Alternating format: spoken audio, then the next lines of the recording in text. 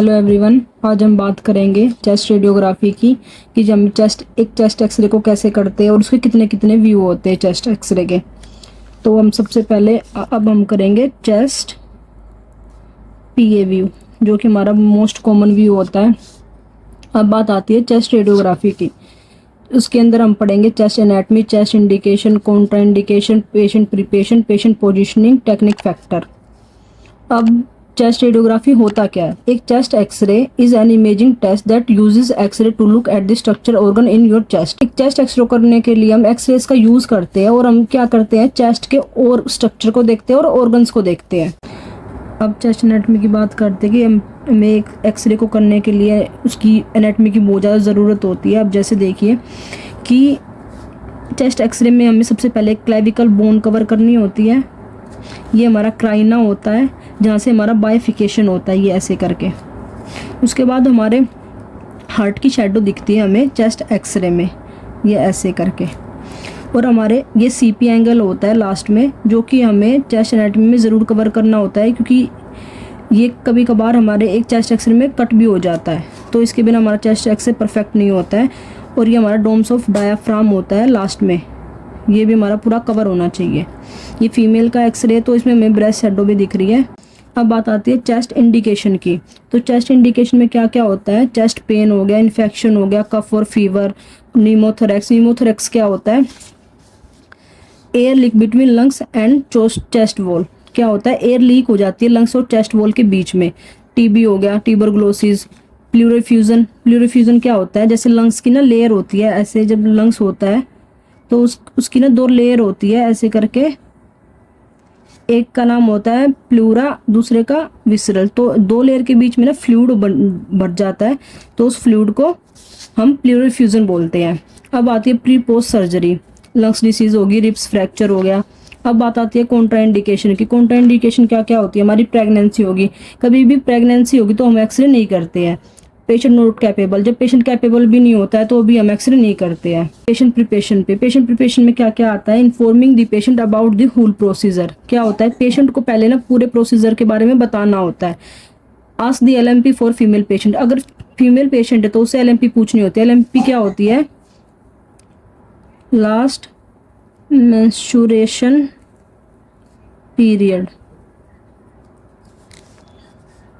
आगे चलिए, remove all metallic object like jewellery, hair pins. मतलब जो भी पेशेंट की बॉडी पे मेटेलिक ऑब्जेक्ट होते हैं वो सब रिमूव कराने होते हैं एरिया ऑफ इंटरेस्ट से। उसके बाद क्या होता है? Wear a hospital gown, consent form sign कराना होता है। जैसे आपको लग रहा है कि एक्सरे में कोई रिस्क है तो आप कंसेंट फॉर्म जरूर साइन कराइए if required. Informing the patient about the breath hold. एक चेस्ट एक्सरे करने के लिए ना ब्रेथ होल्ड का बहुत ही मेन रोल होता है हमारा, क्योंकि कभी कभार क्या होता है पेशेंट ब्रेथ होल्ड नहीं कर पाता तो उसके क्या है, लंग्स एक्सपेंड नहीं दिखाई देते। और हमें चेस्ट एक्सरे में क्या करना होता है, जो पेशेंट के लंग्स है ना वो एक्सपेंड करके देखने होते हैं, ताकि जो भी पैथोलॉजी है, जो भी डिसीज है उसकी ज़्यादा अच्छे से पता चल जाए। तो इसलिए ब्रेथ होल्ड का बहुत मेन रोल होता है इसका। ये हमारा मेन पॉइंट बनता है चेस्ट एक्सरे के अंदर। स्टार। अब हम पेशेंट पोजिशनिंग की बात करेंगे। The patient is positioning facing the cassette, chin extended and patient centre to the cassette. मतलब क्या है इसका? जो पेशेंट का फेस होगा वो कैसेट की तरफ होगा और जो चिन है वो एक्सटेंड होगी and patient centre to the cassette. Like कि कैसेट है तो पेशेंट जो होगा वो हमारा कैसेट के सेंटर में होगा और चिन थोड़ी सी एक्सटेंड करा देंगे हम। The feet are placed slightly apart. जो पेशेंट के जो फीट है वो स्लाइटली अपार्ट करेंगे हम। The medial sagittal plane is adjusted at right angles to the middle of the cassette. Medial sagittal plane क्या होता है हमारा? ये पेशेंट की बॉडी है, इसको दो पार्ट में डिवाइड करना हमारा क्या होता है? Medial sagittal plane. तो वो क्या होगा? राइट एंगल होगा हमारे मिडल ऑफ द कैसेट के। Dorsal aspect of the hand. अब डोर्सल एस्पेक्ट क्या होता है हैंड का? ये हमारा पाल्मर होता है, ये हमारा डोर्सल होता है। ये तो हम डोर्सल की बात कर रहे हैं। Dorsal aspect of hands behind the below and below the hip और शोल्डर। क्या है? जो हैंड का डोर्सल एस्पेक्ट होगा वो हमारे हिप, बिलो द हिप होगा और shoulder will be forward. Shoulder will be forward क्यों होंगे हमारे? क्योंकि इसकी वजह से जब शोल्डर फॉरवर्ड होते हैं तो उसकी वजह से क्या होती है, जो हमारी बोथ स्कैफुला होती है वो दोनों ओपन हो जाते हैं और दोनों साइड हो जाते हैं, ताकि वो लंग्स के ऊपर ओवरलैप ना करे। इसलिए हम शोल्डर फॉरवर्ड कराते हैं। इसका यही रीज़न होता है बेसिकली। और इसका ये मेन पॉइंट भी होता है, स्कैफुला ओपन हो जाती है। अब हम बात करते हैं सेंटरिंग की। सेंटरिंग का मतलब क्या होता है बेसिकली एक्सरे के अंदर, जिस भी पार्ट का हम एक्सरे कर रहे होते हैं तो उसका सेंटर पॉइंट कवर करना होता है हमें। सेंटरिंग मतलब जो एक्सरे आ रही है हमारी उसको सेंटर पॉइंट देखना होता है, तो हमारा 7th थोरेसिक वर्टिब्रा हो जाएगा। अब बात आती है टेक्निकल फैक्टर की। तो इसमें टेक्निकल फैक्टर में हमारी 2 चीज़ें मेन होती है, केवीपी और एमएस। केवीपी हम 55 to 60 रख लेते हैं, क्योंकि एक चेस्ट एक्सरे में, क्योंकि ये है ना हर मशीन का अपना अपना वेरी करता है, सीआर और डीआर में अलग अलग होता है। तो ये मैंने अकॉर्डिंग टू सीआर बताया आपको कि केवीपी कितना रखेंगे और एमएस कितना रखेंगे। ये हमारा एक्सपोजर होता है एक्सरे का। तो अब हम कैसेट साइज की बात करें तो 14 to 17 रखेंगे। और एसआईडी क्या होता है? एसआईडी होता है हमारा सोर्स इमेज डिस्टेंस। मतलब क्या है इसका, जो सोर्स मतलब सोर्स से मतलब क्या है, एक्सरे से मतलब होता है, मतलब एक्सरे आ कहाँ से रही है, एक्सरे ट्यूब से, तो वो हमारा सोर्स हो गया। और इमेज डिस्टेंस मतलब जहाँ पे पेशेंट खड़ा है उसके बीच का distance, source to image distance, तो हमारा 180 सेंटीमीटर होगा। और ग्रिड क्या होती है, जो स्कैटर रेडिएशन होती है उनको ऑब्जर्व करने के लिए होती है। तो वो हम इस चेस्ट एक्सरे में तो ज़रूरत नहीं होती, क्योंकि वो हम सिर्फ सॉफ्ट टिश्यू में ज़्यादा मेनली यूज़ करते हैं हम ग्रिड का। अब चेस्ट के ना कुछ अनदर व्यू भी होते हैं, जैसे हमने पीए तो पहले कर लिया, तो अब जैसे एपी होता है, लेटरल होता है, लोडोटिक व्यू होता है और अपाइकल व्यू होता है, अपाइक्स के देखने के लिए होता है। तो हम बात करेंगे एपी व्यू की, क्योंकि हम पीए पहले कर चुके हैं। तो अब बात आती है चेस्ट एपी की। चेस्ट एपी क्या होता है हमारा, एंटीरियर पोस्टीरियर। मतलब क्या है, वो जो आपकी एक्सरेज आएंगी वो हमारी एंटीरियर टू पोस्टीरियर जाएगी, तब आपकी इमेज शो होती है। तो अब इस हर एक एक्सरे की ना अलग अलग इंडिकेशन होती है। तो अब चेस्ट एपी की भी अलग अलग अब इसकी भी अलग इंडिकेशन है। अब देखिए, when the patient is too unwell to tolerate standing, मतलब क्या है इसका, जब पेशेंट कैपेबल नहीं होता ना पीए पोजीशन करने के लिए, या वो स्टैंड नहीं हो सकता, तो हम एपी पोजीशन करा देते हैं पेशेंट की। और ये फॉर पीडियाट्रिक पेशेंट, बच्चों के लिए भी एपी सही रहता है, वैसे पीडियाट्रिक पेशेंट उसी को बोला गया है। एग्जामिन द लंग्स और बोन थोरेसिक कैविटी को और रिब्स का फ्रैक्चर, ये इसमें हमारा मेन पॉइंट होता है चेस्ट एपी का, क्योंकि रिब्स का फ्रैक्चर ना बहुत सही दिखता है हमारे एपी में। अब कौनटा इंडिकेशन हमारी सेम ही रहेगी, प्रेगनेंसी हो गया या फिर हमारा पेशेंट नॉट कैपेबल हो गया, ये 2 ही होती है मेनली हमारी कौनटा इंडिकेशन। इस पर ज़्यादा ध्यान देने की ज़रूरत नहीं है आपको।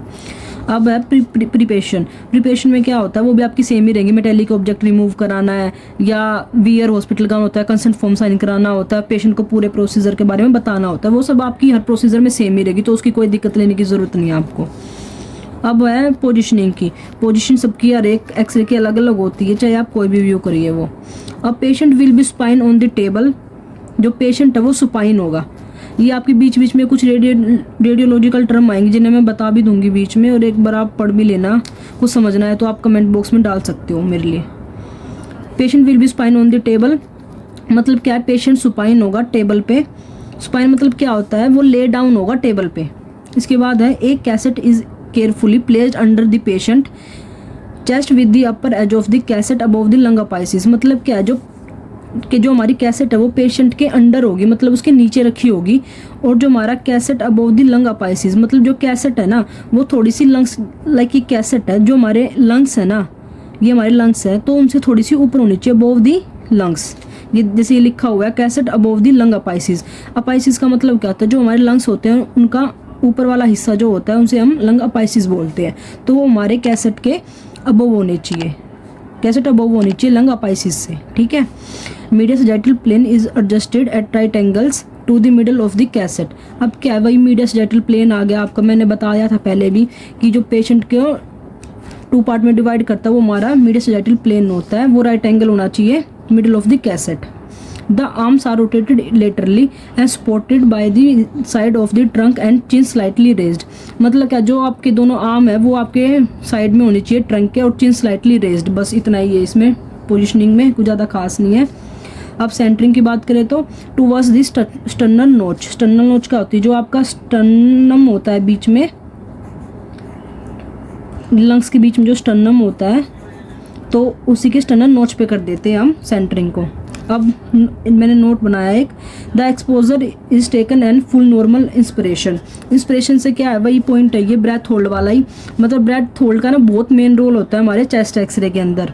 वही है कि लंग्स एक्सपेंड करके दिखाई देते और कुछ नहीं है, इसलिए हम इंस्पिरेशन के लिए ज़्यादा थोड़ा ध्यान देते हैं इस पर। अब हम लेटरल व्यू देखेंगे चेस्ट का कि लेटरल व्यू कैसे करते हैं और क्या होता है इसमें। तो लेटरल व्यू की इंडिकेशन देखते हैं। रेट्रोस्टर्नल स्पेस होता है हमारा, जो कि हमारा sternum and anterior ascending aorta, ascending aorta जो क्या होता है, रेट्रोस्टर्नल स्पेस क्या होता है हमारा, स्टर्नम और एंटीरियर असेंडिंग अरोटा के बीच का जो स्पेस होता है वो हमारा रेट्रोस्टर्नल स्पेस होता है। मेनली हम ये एयर स्पेसिस देखने के लिए करते हैं, जो हमारे लंग्स में एयर स्पेसिस होते हैं उनको देखने के लिए। और रिब्स का फ्रैक्चर ना लेटरल व्यू में बहुत सही दिखता है, क्योंकि कभी कभार ना रिब्स के लेटरल में ना फ्रैक्चर बहुत माइनर से फ्रैक्चर होता है, तो वो हमें APPA में नहीं दिखता, तब हम लेटरल व्यू को प्रेफर करते हैं, तो बहुत सही दिखता है इसमें लेटरल व्यू में। अब बात आती है कॉन्ट्रा इंडिकेशन की। कॉन्ट्रा इंडिकेशन में क्या होता है, सेम रहेंगी, प्रेगनेंसी होगी और पेशेंट नॉट कैपेबल हो गया, वो आपके हर एक में सेम रहेंगी, चाहे आप कोई भी एक्सरे कर लो, क्योंकि प्रेगनेंसी में हम कभी भी एक्सरे नहीं करते हैं। पेशेंट प्रिपरेशंस वो भी सेम रहेंगी, मेटालिक ऑब्जेक्ट वाली जो मैंने आपको पहले बता चुकी हूँ। Positioning, the patient is turn to bring this side under investigation is contact with the cassette, मतलब जहाँ पे भी पेशेंट को दिक्कत है ना वो साइड लेके आएगा और जो कॉन्टैक्ट विद द कैसेट को टच करेगा, मतलब जिस भी साइड में दिक्कत है पेशेंट को वही उसकी साइड कैसेट को टच करेगी, लेटरल एक्सपेक्ट होगा। The medial sagittal plane adjusted parallel to the cassette, क्या होगा जो मीडियल सैजिटल प्लेन होगा अब की बार वो पैरेलल होगा, कैसेट के पैरेलल हो रहा है। The arm are folded over the head, मतलब जो हमारे हाथ होंगे, जो हमारी आर्म होगी वो हमारे ओवर द हेड होंगी और रेज्ड होंगी, मतलब हमारे सर के ऊपर होंगी जो हमारी आर्म होगी, ताकि वो आपके लेटरल एक्सपेक्ट में मतलब आगे ना आए और दिक्कत ना करे, ओवरलैप ना करे मतलब चीजें। The cassette is adjusted to include the apices and the lower lobes of the कैस level of the first lumbar vertebra, मतलब क्या हमें इंक्लूड कितना करना है, अपाइसिस इंक्लूड जरूर करने हमें, अपाइसिस से लेके, अपाइसिस में बता चुकी हूँ, लंग्स का ऊपर वाला हिस्सा हमारा अपाइसिस होता है, apices to first lumbar vertebra, मतलब इतना हमें कवर करना ही होता है हमारे लेटरल व्यू ऑफ चेस्ट में। अब इसके बाद सेंटरिंग की बात आए तो middle of the cassette and mid point of axillary line. Axillary line क्या होती है हमारी, जो लेटरल एक्सपेक्ट होता है हमारे चेस्ट का, तो उसके बीच में जो लाइन होती है ना हमारी, वो हमारी एक्सिलरी लाइन होती है। लाइक ये लंग्स है तो हमारी जो ये वाली लाइन होगी ना जिसके लेटरल से देखेंगे, ये बीच वाली लाइन जो होती है वो हमारी एक्सिलरी लाइन होती है हमारी चेस्ट की, तो उसके मिड पॉइंट पे कर देंगे। अब बात करते हैं लोरोटिक व्यू की, चेस्ट एक्सियल व्यू, ये इसका सेकंड नेम भी होता है, चेस्ट एक्सियल व्यू या लोरोटिक व्यू, आप दोनों नाम बोल सकते हैं वैसे इसकी, लोरोटिक या chest axial view. The lordotic view is most commonly used to diagnose tuberculosis and tumour, मतलब ये TB के लिए और ट्यूमर के लिए होता है हमारा मेनली लोरोटिक व्यू। अब इसकी इंडिकेशन भी हो जाएंगी, TB, ट्यूमर, प्लूरिफिज्म में बता चुके हैं, और कोलैप्स, लंग्स में कोलैप्स हो जाता है तो उसकी वजह से भी हम लोरोटिक व्यू कर देते हैं। कॉन्ट्रा इंडिकेशन सेम रहेगी और प्रिपरेशन भी सेम रहेंगी, मैं पहले बता चुकी हूँ मैं आपको। पोजीशनिंग की बात करें तो the patient is placed for the posterior anterior projection, मतलब क्या है जो पेशेंट होगा वो PA पोजीशन में होगा, posterior anterior. Then the clasping this side the vertical bucky, मतलब क्या वर्टिकल बक्की को होल्ड करेगा पेशेंट जो होगा, वो होल्ड करेगा वर्टिकल बक्की को। And the patient bends backward at the waist, मतलब क्या है पेशेंट को ना बैंड होना है वेस्ट से ना कि चेस्ट से, मतलब क्या उसे वेस्ट से ना बैंड होना है पेशेंट को, बैठ मतलब वो सिट पोजीशन में होगा जो पेशेंट होगा, और वेस्ट से थोड़ा बैंड होना है backward. The degree of dorsiflexion varies from each subject but in general it is about 30 to 40 degree, मतलब क्या है इसका जो डोर्सिफ्लेक्शन, जब वो वेस्ट से बैंड हो रहा था वो उसकी पोजीशन बन जाती है डोर्सिफ्लेक्शन, ये एनाटॉमिकल टर्म होती है हमारी।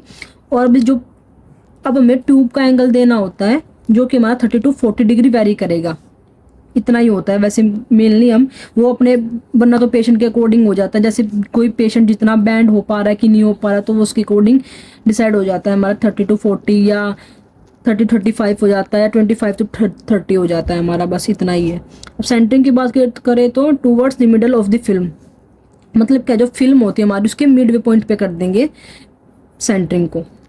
KVP और MS क्या है, वो हमारे पेशेंट के थिकनेस के अकॉर्डिंग होते हैं, तो हर व्यू में अलग अलग हो जाता है और पेशेंट पे अकॉर्डिंग होता है कि वो कितना हेल्दी है, कितना फैटी है, कितना थिन है, मतलब उसके ऊपर ही डिपेंड करता है हमारा KVP MS, तो उसके अकॉर्डिंग ही करते हैं। तो वैसे मतलब वो हर बार चेंज ही होता रहता है और मशीन पे भी वेरी करता है कि आपका CR है कि DR है, तो बस वही है KVP MS का। तो और कैसेट साइज आप चेस्ट के सारे व्यू में 14x17 ही रखोगे, वो भी इंच में होता है। ये हमारा जो कैसेट साइज होता है, कैसेट साइज।